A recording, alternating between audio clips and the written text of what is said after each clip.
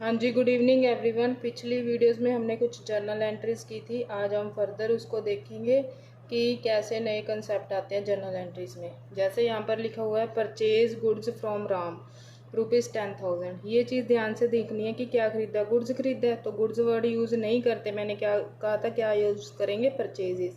ये बिजनेस में आ रहे हैं तो क्या होंगे, डेबिट, क्योंकि मैंने आपको रूल करवाया था डेबिट वर्ड कम्स इन। ठीक है, फ्रॉम राम ₹10,000। अब ये चीज़ ध्यान से देख लेना, जहाँ पे किसी का नाम लिखा हो और पैसे भी दिए हो, पर यहाँ पे फॉर कैश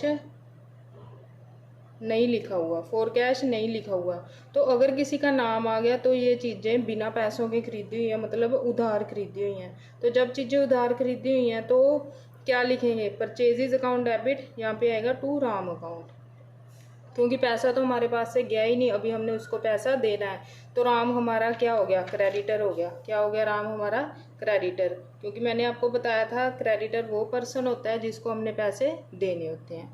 फिर यही सेम एंट्री है, पर यहाँ पे क्या लिखा हुआ है, फॉर कैश, मतलब ये चीज़ें हमने पैसे दे के खरीदी है, नकद खरीदी हुई हैं। तो क्या एंट्री आएगी, purchases account debit to cash account. ऐसी सेल्स वाली एंट्री देख लो, सोल्ड गुड्स टू राम ₹1,000, ये भी सेल की हैं, गुड्स बाहर गए हैं तो टू सेल्स आ जाएगा। जब गुड्स सेल की हैं तो सेल्स आ जाएगा, अगर परचेज की हैं तो परचेजेज आ जाएगा। राम को बेचे हैं, ठीक है, पर फॉर कैश नहीं लिखा, मतलब उधार दिए हैं, तो राम से हमने अभी पैसे लेने हैं, ये हमारा क्या बन गया, डेटर। तो डेटर का हमेशा कौन सा बैलेंस होता है, डेबिट बैलेंस होता है। ऐसे sold goods to Ram for cash ₹1,000, जैसे राम को गुड्स खरीद दिए हैं पर कैश, मतलब अब पैसा आया है, डेबिट वट कम्स इन, क्या आ रहा है हमारे पास, पैसा। तो क्या एंट्री आएगी, cash account debit to sales account. फिर ऐसी और एग्जांपल देख लो, मान लो लिखा हुआ है purchased furniture from mister A ₹10,000। ठीक है, फर्नीचर खरीदा किससे, मिस्टर ए से। अब फॉर कैश नहीं लिखा, मतलब ये उधार ही खरीदा, मिस्टर ए को भी पैसे देने हैं, पर क्या खरीदा है, फर्नीचर, गुड्स नहीं खरीदे, तो कौन सा वर्ड यूज होगा, फर्नीचर ही यूज होगा ना। Furniture account debit to mister A account, ये कौन हो गया, हमारा क्रेडिटर, क्योंकि हमने अभी इसको पैसे देने हैं, हमने पैसे दे के फर्नीचर नहीं खरीदा।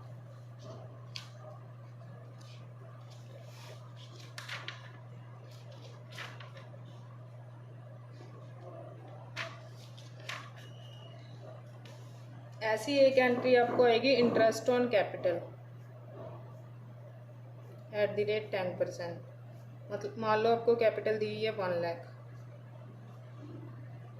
उस पर हमने इंटरेस्ट कितना चार्ज करना है, 10%। तो इसकी एंट्री क्या आएगी, कैपिटल क्या होती है बिजनेस के लिए, लाइबिलिटी होती है ना, क्योंकि ये पार्टनर ने पैसा लगाया हुआ है बिजनेस में, बिजनेस ने ये लाइबिलिटी वापस करनी है। अब उसी लाइबिलिटी पे वो क्या दे रहा है, इंटरेस्ट भी दे रहा है, मतलब ये ब्याज किसको जा रहा है, ओनर को जा रहा है ना।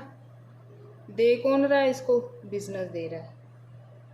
ठीक है, किसको जा रहा है ये ब्याज, ओनर को जा रहा है, कौन दे रहा है, बिजनेस। तो बिजनेस के लिए ये क्या हो गया, एक्सपेंस हो गया। क्या हो गया, एक्सपेंस। तो एक्सपेंस का हमेशा कौन सा बैलेंस होता है, डेबिट। तो हमारा क्या आएगा, interest on capital account debit to capital account. कितना लगाना है, 1 लाख का 10% कितना हो गया, 10,000।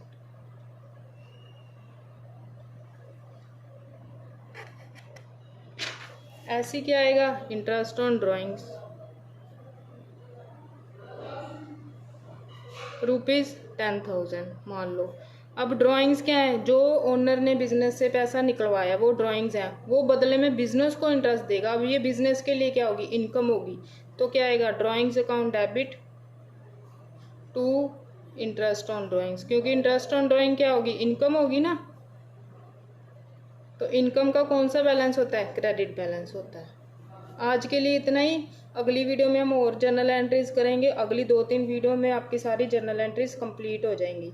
Thank you. आप इस चैनल को ज़्यादा से ज़्यादा लाइक, शेयर और सब्सक्राइब करते रहिए, ताकि आपकी भी हेल्प हो सके और दूसरे बच्चों की भी हेल्प हो सके जो अफोर्ड नहीं कर सकते ट्यूशन्स वगैरह। आपको एक एक कंसेप्ट मैंने अच्छे से क्लियर कर दिया है, आगे भी यही चलता रहेगा, ये सीरीज़ कंटिन्यू रहेगी।